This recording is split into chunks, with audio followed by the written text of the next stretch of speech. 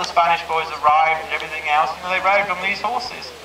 And even if you go back to some of the other breeds like Connemara, Irish Draught, Welsh Cob, you go right the way through the history books of these horses, there is Spanish horses in their bloodline. And so therefore a horse like Levante crosses absolutely brilliantly with Connemara's, Welshes, and we've even had a call from Ireland this year looking at putting him back to Irish Draught mares. And it's really weird how the whole evening goes on type of horse. And people start looking back in history books now because types of horses are changing. And they even look at, you know, bringing these guys back to enhance prettiness, type and movement. Now Simon's just starting to work this horse on the floor. This is the Spanish way of doing it, really, Simon, isn't it? This is certainly the foreign way, we should say. The Welsh Cob mare, or your Connemara mare, is going to end up to be a really, really nice riding type horse. Now Simon's going to wear himself out. And he's literally riding this horse from the floor.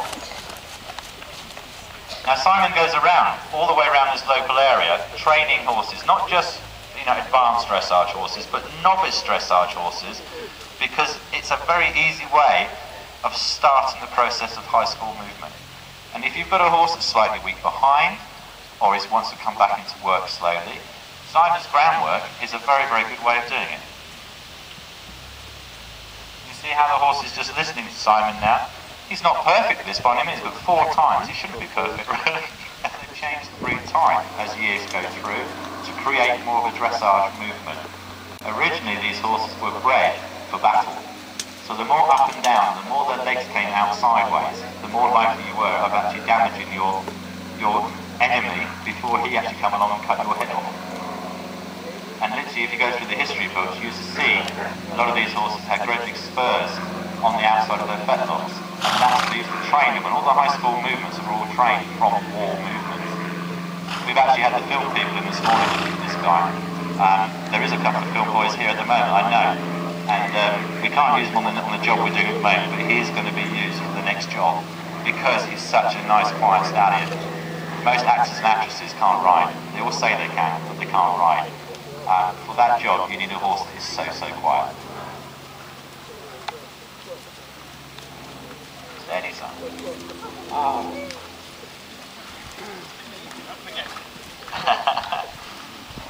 Anyone got a can of Red Bull? Simon's going to need it in a minute.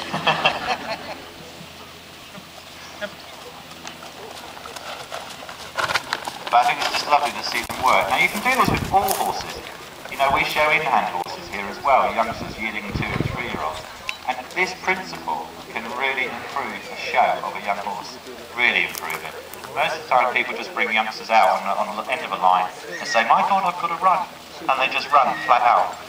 And they don't quite know where their horses are going. This training that Simon does, you know, it's not just ridden horses. Young stock can really, really benefit from movements like this, training like this.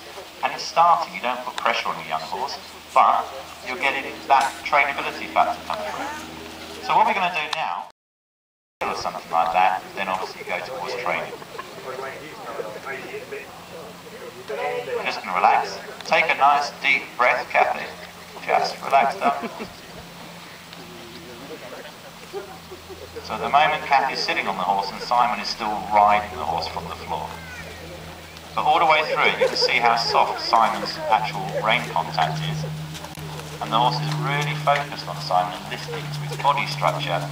And obviously the long stick that Simon's got is just for guiding, not for anything else.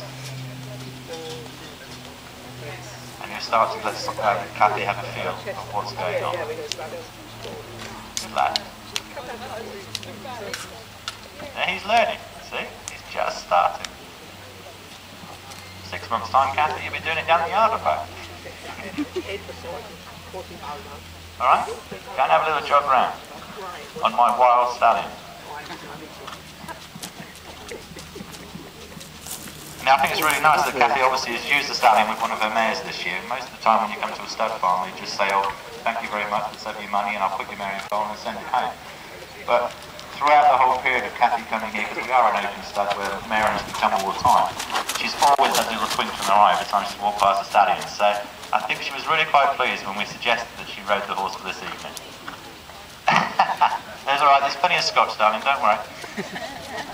Just slow your rising, otherwise you'll be going that fast, you'll be in Luton.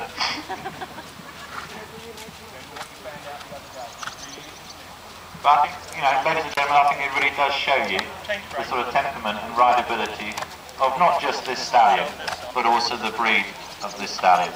And he's not just a normal Spanish stallion.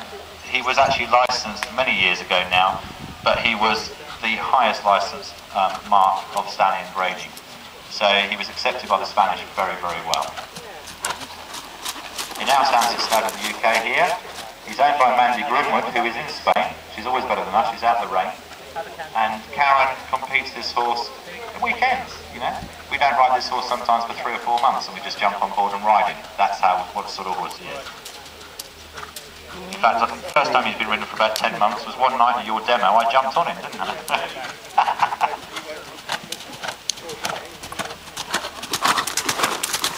Everybody should buy Kathy a Scotch after she gets off the horse, don't you?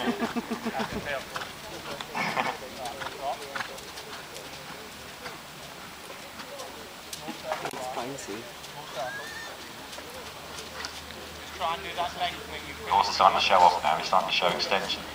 As they change the breed of these Spanish horses, obviously then for more classical riding towards dressage and the demonstrations that they do with them, they obviously have improved the way the Spanish horses move.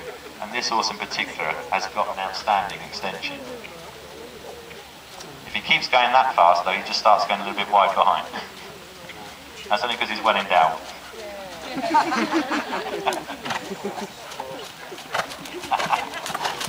you see anybody walking like that, you know the reason why now, don't you? I walk with a limp. Well, not for that reason. Anybody got any questions about this lovely little horsey? Anybody want to book a mare for him? He's still standing at stud. He's £450. No foal, free return. All the stallions at this stud are £450. The whole lot. How much is the horse worth? Have you put your pound down this weekend? Yeah? If your numbers come up, you can buy it. No, I mean, a fully licensed graded stallion with a mark this horse got, he got 5 marks higher than normal in the UK.